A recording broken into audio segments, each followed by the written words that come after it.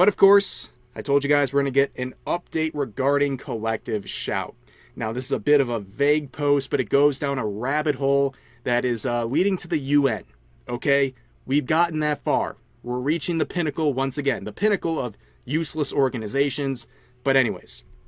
So here we have Coralie Allison making this post saying, "So good to see Melinda Tankard-Rice today. We come up with our best Collective Shout campaign ideas when we are together." And you can see, strategizing our next takedown. Interesting wording. You know, it's not like strategizing our next campaign to protect young girls. No, it's the next takedown. You see how they get like excited about this? This is about controlling people. This is about censoring things they personally don't like. You know what? There's a lot of things I don't personally like. A lot of themes or games or whatever. But I don't think they should just be banned because they personally go against something I'm interested in or something I don't want to see. And that is exactly the point. Based on all of the information I could pull up on this organization, the best comparison I can make is, imagine the Westboro Baptist Church becoming CEO of Visa and MasterCard. It's almost like a caricature of how the left sees the right. Here is a fake email made by the founder of Collective Shout to farm sympathy on Twitter. This is the exact same death threat playbook used to drum up support that feminist frequency used when Anita Sarkeesian and Zoe Quinn ran to the UN to demand control over the internet. That's called freedom of expression. And these people want to censor and take down everything that they personally do not like. What is Collective Shout not like? Well, they don't like abortions or trans people. They also don't like having relations with a machine or AI. Their entire organization seems to be nothing but an organization for the textbook definition of a Karen to dictate what you are and are not allowed to do with your body. What you are and are not allowed to see, speak with, interact with, talk about, or even simply acknowledge. Now, of course, you're probably asking the burning question, and I'll answer in just a second. If you look at these two, right? Coralie Allison, who is the Movement Operations Manager at Collective Shout, and Melinda here, who is the Collective Shout co-founder. Yes, they both support cuties. If I had a nickel for every Collective Shout member who supports this disgusting piece of media, I'd have many nickels at this point, like a disturbing amount, because it seems like every single person you encounter from Collective Shout openly and vocally supports the right for this disgusting thing to exist. These two interacting right here like this is Collective Shout in a nutshell.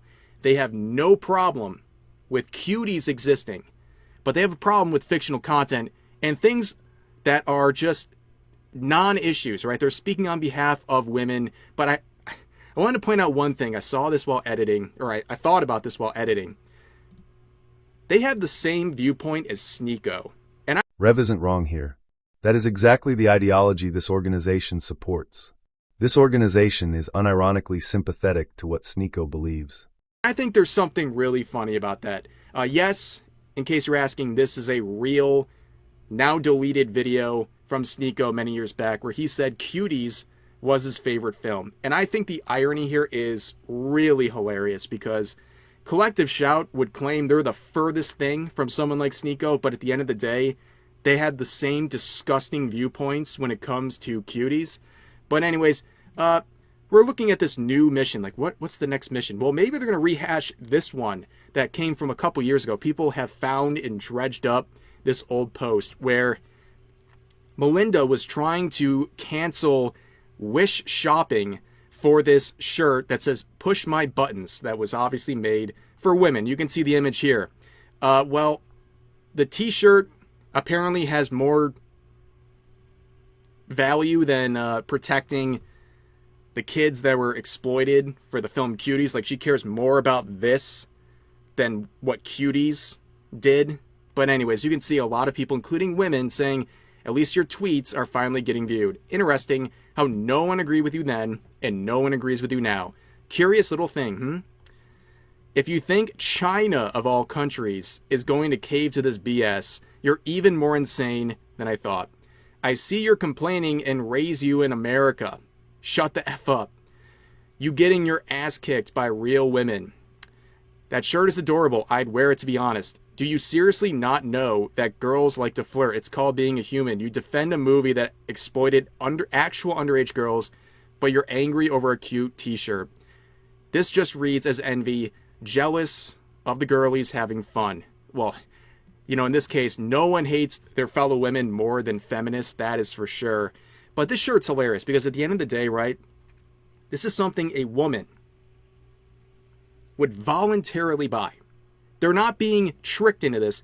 I find it personally pretty offensive how they're approaching this. They're basically saying women are so infantilized and stupid that they would never buy this shirt voluntarily. They were clearly exploited by evil men in order to make this purchase. It seems a bit demeaning if you really think about it. But, of course, one of the women commenting on this, Madam Savvy, would bring up a really good point. You know, if we're looking for a new strategy, a new campaign, a new thing to shut down, the next takedown for Collective Shout, what about South Park? You know, in their most recent episode, they had Dora the Explorer getting S-trafficked in the episode. But if you've been watching South Park, you know there's tons of characters, you know, the underage characters being hyper sexualized, and never hear from Collective Shout. Not that I'm trying to censor South Park or others like Family Guy, you know, think about all the things they've done to Stewie in that show. But you never see Collective Shout go after the big dogs like that. You know why? Well, it's obvious. They're lawyered up. They will crush Collective Shout. That's why they go after indie devs. You know, one or two dev teams, you know, a team that has two people on it or one person working out of a basement. They go after them because they know they can bully them around. But they'll never go after South Park or a major show because they know they'll get crushed. And if you think about it logically, if they really care about this fictional content so much, when they go after South Park that's existed for decades and has a massive influence, or at least has a massive audience, well, they're hypocrites. Obviously, that's why they're not going after them, because they care more about fictional content from games from indie developers. But here's another member of Collective Shout, the campaigns manager over there. Now, I was shocked to say, I keyword searched cuties, I got no results. I can't believe it. Maybe there's something out there that I'm missing, or they deleted something, but this is literally the first Collective Shout member that I have not seen publicly defend cuties. So, anyways, she made this post that's getting a lot of backlash, where she said a group of women, including survivors, objected to games glorifying a bunch of these themes, and then says, at Collective Shout, called on gaming platforms to take them down, and when they didn't, we wrote an open letter to payment processors who then required gaming platforms to update their policies and no longer host these games. As a result, thousands of men who are angry about losing their R-word games have subjected us to an onslaught of misogynistic abuse, threats. They have said... Again, the quote-unquote threats in question. The blatantly forged threats made up to drum up sympathy and financial support. Keep in mind, I pulled this picture from Reddit of all places. Even Reddit knows this is fake. Let that simmer in your brain pan for a moment. Us P-word, as well as this, which, by the way, if they did, I hope you reported that to the police if that actually happened. And then they say on and on and on. Expressed their desire for them to be harmed and all of these things. Okay? Now, here's the thing. They begin by saying men. They're generalizing every single complaint as men. Now, we know people like Madam Savvy. There's plenty of women who are at the forefront. And I specifically choose her because she is someone, a member of their organization, has directly mentioned and low-key threatened to take legal action against, which will be very interesting for an Australian-based group to do against someone who I believe is, at least in North America, yeah, I guess good luck with that. But also we think about the sort of threats and how their lives are being put in danger. Think about this. They considered a repost from Elon Musk reposting a petition against the group as something that is threatening to them, that put their lives, their physical safety in danger. So when they start talking about threats, keep this in mind. They consider reposts a form of potential violence against them. And also, some of the examples of the threats and what have you that they claim they're getting, the most famous one is an email I'd have to scroll up to show, but basically I have to censor the whole screen because it is basically a light novel where there's very graphic detail of what someone is wanting to do to the members of Collective Shout. But as you can see, it got hit with a note saying that basically this is an invalid email address, and basically there's a lot of proof to claim they made this up, that they crafted this email to themselves, which is not just pathetic, but kind of disturbing given the nature of what was said and how graphic it is. Like basically they're writing a dirty light novel to themselves, which if true is very, very weird. But going back to this right here, despite this, the dominant narrative is that we deserve it, that we, while on receiving ends of threats to hunt us down and game us, are the aggressors, that women are responsible for men's violence and abuse against us, and we should keep our mouths shut about our word and sexualized violence against women. These men reveal their true natures in their abuse of women who disagree with them. This has been a campaign of extreme misogyny waged by men, only men, I guess, who want to silence women who call out men's violence against us. Whatever your views might be on gaming or our campaign, there is no denying what we're experiencing right now is male violence against women. Imagine saying all of this in justification of removing your rights. Imagine saying everything that post just said and using it to violate not only your right to speech, your right to own property. Because that's what all of this is about. It's about you not being able to speak or own things without this organization's approval. Collective Shout wants to be the gatekeeper of media content you are allowed to interact with, and that is exactly why they are trying to approach the UN. Remember when all of that US aid funding got cut? This is why that funding got cut, because it supports organizations like these that are antithetical to your individual rights. Lot to unpack there, huh? So yeah, you can see they're blaming this all on men. Clearly no woman out there would ever disagree with their message, but isn't it amazing how this is a group that claims they're trying to protect women, making sure they're not victims of fictional content, and they make themselves the victims. The biggest victims in this post is not the people they're trying to protect, it's themselves. It's Collective Shout. They're professional victims. This entire post is whining about how they're the real victims here, that they can't take the heat. You know what? If I went on to Twitter and cried about every single time I got a threats or someone wishing harm on me, I'd be making a post every 10 seconds. You're on the internet. You're getting into controversial issues. You're kicking the hornet's nest. You're taking things away from people. You're trying to morally grandstand and hold yourselves as the arbiters of what is allowed for people to purchase video games. You're trying to control what people can do with their own money and the things they can legally purchase, the legally available video games. You're deciding and being a hall monitor and going to payment processors and deciding that that person, these people, everyone, men and women, cannot purchase something they're fully allowed to. And now you play the victim when all of a sudden there's a lot of negativity heading your way. Who would have seen that coming? Absolutely amazing. Now, this post would actually get the attention of this Reem Al-Salem individual who is, yes, a part of the UN.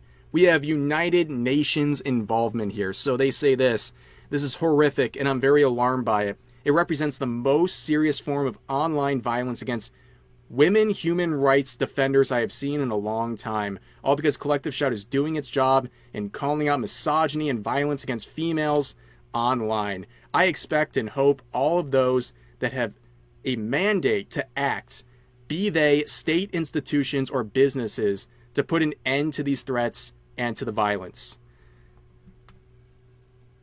Seems a bit dystopian. You're saying the people who have a problem with Collective Shout should be acted upon by the states? Is that what we're doing? Again, we've seen the kind of threats they claim are threats, including people reposting petitions. So yeah, I don't think I want any institutions getting involved here. That's insane. But you can see the UN doing what it does best, which is nothing to actually help anyone. Don't even start digging into all of the horrible things UN peacekeepers have done to children, the countless children they have abused in their quote-unquote attempts to protect them. I'm not allowed to tell you how bad it all really is. I can't even begin to tell you the irony of this entire situation and the depth of the lies you are being told from an organization that calls itself Collective Shout. Imagine being collectively shouted down by an organization that runs to a governmental body capable of committing and funding this kind of activity Across the globe. But anyways, you can see this whole thing is about things happening online. Is that the best use of the United Nations resources to complain about these poor people at Collective Shout getting mean things said to them online after they try to play the arbiter of what people can purchase legally with their money? It's completely ridiculous. And if this sounds familiar, right, this UN arc, it's because it is. We saw this back in the original Gamergate that started in 2014, and the main protagonist of that was, of course, feminist frequency. Basically, the OG Collective Shout, right? A group of feminists who got all the way to the United Nations. Anita Sarkeesian and Zoe Quinn and their other cronies, they got all the way to the UN to speak about the dangers of women in the gaming space online. Now, of course, there has been a insane development. Anita Sarkeesian has come back after years of kind of laying low. You know, the grift kind of ran out for her. She's now flipping sides, as pointed out here. She is now calling out payment processors for censoring adult content. She's changed teams. Now, don't buy this BS. This is an actual grifter. We hear the word grifter all the time, right? It basically means someone I don't agree with online. But the real definition is someone who will completely flip their values when it benefits them. And we're seeing Anita Sarkeesian do this in real time. The person who is always against the sexualization of characters, having even attractive characters in video games and in media, now turn around and say, oh, hold on, these payment processors have gone too far by censoring that exact same content. Well, we know that she is a giant hypocrite. People are already pulling up old articles where she said, after talking about all the terrible cultural imports or exports from Japan, including video games where there's attractive characters, she says, I would love for companies to have moral restrictions, but they don't. This is exactly what Collective Shout is doing right now. They're trying to impose moral restrictions on video games, and are doing it through payment processors. On top of that, Feminist Frequency and all of their allies, they've made dozens upon dozens of articles crying about gamers and all of the problematic themes of games.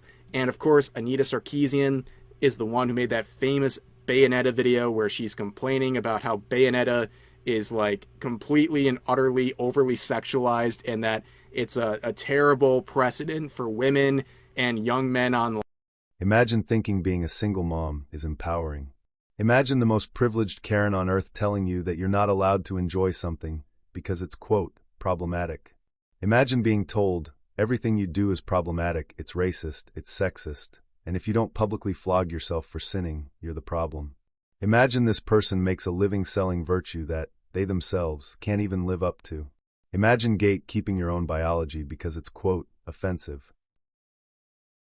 I lived through the hypocrisy of Gamergate, the most insufferable tyrants preaching down to me from a position of privilege. I was told I was the worst person on earth for almost a decade, because I didn't think it was right to bring people into my country that would gladly genocide the very people advocating their importation. I was told attractive women were sexist while being told that if I didn't coerce women to wear a burqa, I was racist.